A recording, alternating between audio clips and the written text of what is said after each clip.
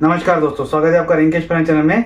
दोस्तों, जो हमने सीरीज शुरू किया है फार्मेसी एंड मेडिकल टर्मिनोलॉजी, जो टर्म्स फार्मेसी और मेडिकल फील्ड में इस्तेमाल की जाती हैं, जो कि बहुत कॉमन रहती हैं, उसके बारे में हम लोग आजकल बात कर रहे हैं। तो उसमें आज जो टर्म है बैच प्रिपरेशन।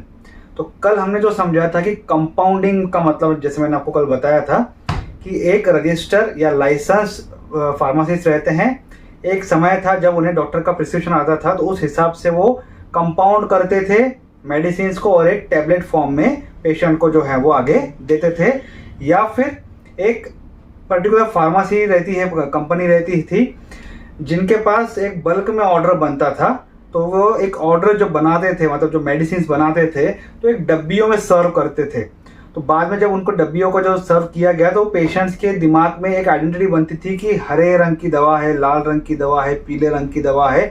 ये अलग अलग दवाइयाँ अलग अलग इंडिकेशंस में दी जाती थी, क्योंकि उस वक्त उतना ही डायग्नोसिस था, जितनी मेडिसिन जो है वो बन रही थी उसके हिसाब से ट्रीटमेंट दिया जाता था, और वो कलर के हिसाब से दिया जाता था।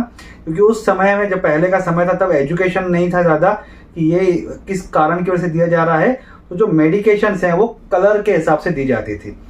तो उसी तरीके से क्या होता था, उस समय एक बैच प्रिपरेशन होता था। मतलब ऐसी दवाइयाँ जो काफ़ी मात्रा में लगती हैं और बार बार इस्तेमाल होती हैं, तो उसे एक बैच में प्रिपेयर किया जाता था। उस बैच को नाम दिया जाता था। फॉर एग्जाम्पल, जिसे आपने देखा होगा किसी दवाई के पीछे BN दिया जाता है, 1 2 3 4 5, मान लीजिए ये बैच नंबर है, एक रफ हम लोग बात करते हैं। तो इस बैच में इतनी दवाइयाँ बनी हैं इस तारीख पे। तो ऐसा एक जो डाटा जो है वो प्रिपेयर किया जाता है कि फॉर एग्जांपल ये बैच नंबर है, बैच नंबर के सामने डेट डाल दिया आज का, तो आज का जो भी डेट रहेगा वो डेट डालने के बाद, उसके बाद उस पर कितनी दवाइयाँ उस बैच में बनी हैं वो रिकॉर्ड कंपनी के पास रहता है। तो उसे कहा जाता है एक बैच में पर्टिकुलर दवाइयों का बनना, और फिर वो डिस्ट्रीब्यूट की जाती है एज पर रिक्वायरमेंट। ऐसी दवाइयाँ दी जाती हैं which are not for immediate use, यानी कि जिसे तुरंत इस्तेमाल नहीं करना है, इसलिए इसे काफ़ी समय तक रख सकते हैं। मान लीजिए 6 महीने, 1 साल, 2 साल तक रख सकते हैं, जिसे एक्सपायरी डेट हम लोग कहते हैं। उस समय तक इस दवाइयों को रखा जा सकता है, इस्तेमाल किया जा सकता है। तो एक टर्म पहले समझ लेते हैं। So batch preparation is the process of compounding many of the same item to have stock, not for immediate use. ठीक है।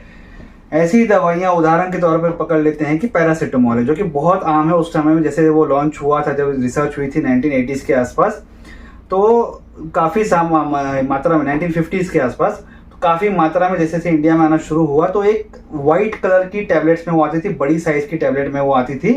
तो वो ज़्यादातर दी जाती थी पेशेंट्स को, एक डब्बी के फॉर्म में दी जाता था। उसका एक बैच बनाया जाता था, जो कि काफ़ी समय तक उसे इस्तेमाल किया जा सकता है, जिसके हिसाब से उसको एक्सपायरी डेट दी जाती है।